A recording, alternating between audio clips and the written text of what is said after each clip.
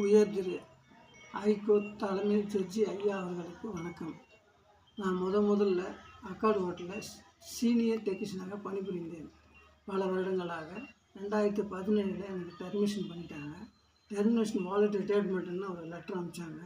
இதை வச்சு இப்போ எதனால் கேட்கும்போது எங்களுக்கு இந்த ஆள் தேவையில்லைன்ட்டாங்க. எதனால்னு கேட்டால் தெரியாத வேலையை செய்யுன்னு சொன்னதுனால நான் நிறுத்திட்டுன்னு சொன்னாங்க. சார் தெரிஞ்ச விவசாயம் தேவையில்லை, தெரியாத வேலை எப்படி கொடுக்குறீங்க நான் செய்யறதுக்கு, அதனால் இப்படி டெர்மினேஷன் பண்ணால் தேவையில்லை அப்படின்ட்டாங்க. அதுக்கப்புறம் தொழிலாளர் ஆணையத்தில் போயிட்டு முறையிட்டேன். தொழிலாளர் ஆணையத்தில் ஆர்வம்ன்றவர் இதை நான் வாங்கி தர வேலையினாரு. பல மாதங்களாக அங்கே ஓடிச்சு. மாதங்களாக ஓடும்போது இதை ஒருதலை பட்சமாக தீர்ப்புன்னு சொன்னாங்க. ஒருதலை பட்சமாக தீர்ப்புனாங்க ஏன்னு கேட்டேன். நீங்கள் செட்டில்மெண்ட் தருவாங்க வாங்கிக்கிங்கன்ட்டாங்க. வேறு என்ன பண்ணுறதுன்னு தெரியல. லேபர் ஆஃபீஸில் வந்தேன். லேபர் ஆஃபீஸில் மனு செய்கிறேன். லேபர் ஆஃபீஸில் மனு செய்யுது. அங்கேயும் வந்துட்டு ஹெச்ஆர்ன்ற வந்தார். வேலைலாம் தர முடியாது அப்படின்ட்டாரு.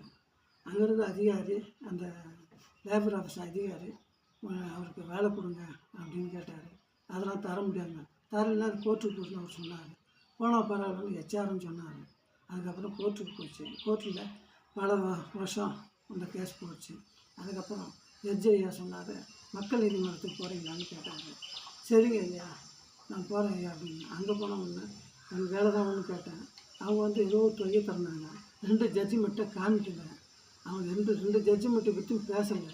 அதனால எனக்கு வேலை தான் வேணும்னு நான் சொல்லிட்டேன். ஆனால் சிறிய தொகை தான் தரேன்னு சொன்னாங்க. அதுவும் வேணான்னுட்டேன். அப்புறம் மீடியாவுக்கு போச்சு. மீடியாவுக்கும் இதே தான் நடந்தது. அப்புறம் மறுபடியும் கோர்ட்டுக்கு வந்தது. கோர்ட்டுக்கு வந்தோம்.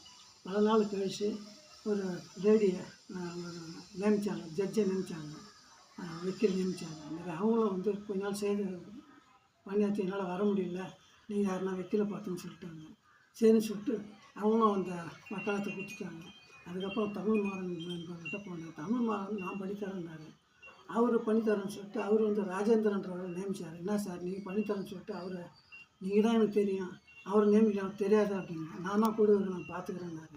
அவங்கள பல நாளாக வந்துட்டு சரியாக வந்து அவங்க வந்து ஒரு 5-6 மாதம் தான் இருக்கும் கோர்ட்டுக்கு. அவங்களே வந்து சரியாக கோர்ட்டுக்கு வரத்து கிடையாது. ஜட்ஜை ஏமாக்கமாக காத்து பார்த்துட்டு வெயிட் பண்ணுவார். அப்புறம் வரவே இல்லை. அதுக்கப்புறம் ஜட்ஜையாக கூப்பிட்டு ஒரு மாதிரி ஜட்ஜ்மெண்ட்டை கொடுத்தாரு ஐயா. அந்த மாதிரி ஜட்ஜ்மெண்ட்டு இதுதான் ஐயா. இந்த ஜட்ஜ்மெண்ட்டை எனக்கு கொடுத்தாங்க, மாதிரி ஜட்ஜ்மெண்ட்டை. இந்த மாதிரி ஜட்ஜ்மெண்ட்டை நீங்கள் எதுவுமே வக்கீல்கிட்ட கொடுத்தாங்க. நான் ஒரு ஜெராக்ஸ் எடுத்துன்னா அவர்கிட்ட ஒரு ஜெராக்ஸ் கொடுத்தேன். அதுக்கப்புறம் வந்து நீ ஏன் வாங்கணும், நாங்கள் வருத்த மாட்டி நீ ஏன் வாங்கணும் அவர் கேட்டார். இல்லை ஏன் ஜட்ஜி கொடுத்தா நான் வாங்கிட்டேன்னு. சரின்னு சொல்லிட்டு அதுக்கப்புறம் வந்துட்டு ஒரு டேட் போட்டாங்க. டேட் போட்டு அவர் எப்போ வருவாங்கன்னா ஜட்ஜி இறங்குறது தான். அதாவது யாரும் எந்த வீட்டிலும் இருக்க மாட்டாங்க. அந்த இல்லாத சமயத்தில் அந்த 1:30 மணிக்கு தான் கரெக்டாக வருவாங்க. ஜட்ஜி இருப்பார். அதுக்கப்புறம் அப்போ யாரும் இல்லாத பட்சம் தான் இந்த ஆர்குமெண்ட்டே பண்ணாங்க. இந்த ஆர்குமெண்ட்டே அவருக்கு கேட்டு அவங்க பாட்டு யாராவது பேசிகிட்டு இருக்காங்க. அவருக்கு அப்போ தெரிஞ்சுக்கணும் இது வந்து ஜோடி பொய்யான ஒரு ஆர்குமெண்ட்டு பண்ணேன். இந்த எனக்கு வந்து வாலண்ட் ரிட்டையர்மெண்ட் தான் பண்ணாங்களே தவிர இதுமாதிரி விஆர்எஸ் நாங்கள் எந்த இதில் விஆர்எஸ் இதில் கொடுக்கப்பட்டிருக்கிறது. இது ஒன்று. இது தொழிலாளர் ஆணையத்தில்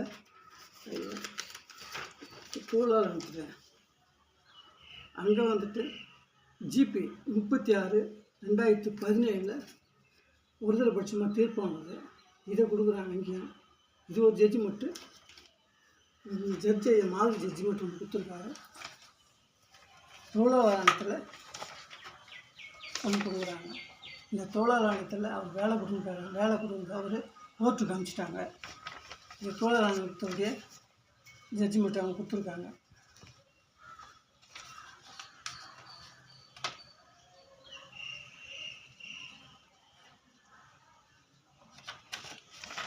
அதுக்கப்புறம் 3 செக்காக கொடுக்குறாங்க ஐயா. 3 செக்காக கொடுக்கும்போது எனக்கு அந்த 3 செக்கில் 2 செக்கு போடுறது உண்மை தான். 3ஆவது செக்கு கிராஜுவேட் செக்கை அவங்களுக்கு செல்லான ஐயா. இது வந்து பணம் இல்லாத போயிடுச்சு. இது எத்தனை என்கிட்ட கொடுன்னாங்க. இது மாதிரி நடவடிக்கை எடுக்கணும்னு நான் சொன்னேன். நடவடிக்கை எடுக்கலை ஐயா. அவங்க நடவடிக்கை எடுக்காமல் இவங்க வந்து 2 செக்காக தராங்க. அதில் தான் ஐயா பிரச்சனை இவ்வளோ நாளாக நின்னது காரணமாக தான். இவங்க எல்லாம் பேசி வாங்கி கொடுத்தாங்கன்னா ஒன்றும் இல்லை. இதை வச்சு இவங்க எப்படின்னா ப்ளீஸ் தரணும். 50,000 ரூபா கொடுத்துட்டோம். எனக்கு ப்ளீஸ் தரணும்னு சொல்லிட்டு என் மேலே கேஸ் பண்ணுறாங்க. அந்த கேஸ் வந்து அள்ளிக்குளம் சென்ட்ரலில் இருக்கக்கூடிய அள்ளிக்குளம் கோர்ட்டில் இது போயிட்டுருக்குங்க.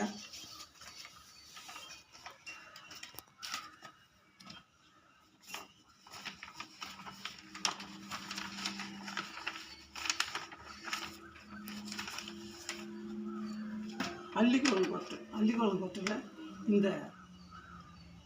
இந்த வக்காலத்து சுதாகர் அட்வொகேட்டு அவர் வந்து ஆஜராகிறாரு. அதே சுதாகர் அட்வொகேட்டை வச்சு தான் மறுபடியும் வந்து ஒரு ஜட்ஜ்மெண்ட் போட்டு என்னுடைய கேஸுக்கு அந்த ஜட்ஜ்மெண்ட்டை வாங்கி போட சொன்னால் பார்க்குறேன்னு சொல்லிட்டு அவர் வந்து சைன் பண்ணி நான் மேல்முடி போயிருக்கேன்னு சொல்கிறாரு. வரைக்கும் நான் ஒன்றும் பண்ண முடியலன்றாரு. இப்போ அவர்கிட்ட அதுவும் நிலுவையில் இத்தனை வருஷம் நின்றுட்டுருக்கு. நான் எங்கே போகிறேன்னு தெரியல. இவங்க பைசா கொடுத்தோம், பைசா தரலைன்னு சொல்லிட்டு இவங்க இங்கே போயிருக்காங்க. இது மேலே எந்த நடவடிக்கையும் எடுக்கலை. ஏமாற்றப்பட்டிருக்குன்னு தெரியுது, நல்லாவே தெரியுது. இதை நீங்கள் கூப்பிட்டு அவங்கக்கிட்ட விசாரிச்சு முறையாக விசாரித்து எனக்கு சேர வேண்டிய செட்டில்மெண்ட்டை தாமதமின்றி 2 ஜட்ஜ்மெண்ட்டு இந்த லேபருக்கு ஆஃபீஸ் ஒன்று போயிருக்கேன். அது ஜட்ஜ்மெண்ட்டாக என்னென்னு எனக்கு தெரியாது. இதெல்லாம் பெற்றுத்தரணும். அதுவும் இல்லாத பொதுமக்களை அவங்களும் வந்து எனக்கு ஷேர் பண்ணதில்லை. ஐயா அவர்களும் இதை பெற்றுத்தரணும் வேண்டி ஐயா அவர்களை பிரார்த்தனை பண்ணுறேன். நன்றி, வணக்கம் ஐயா.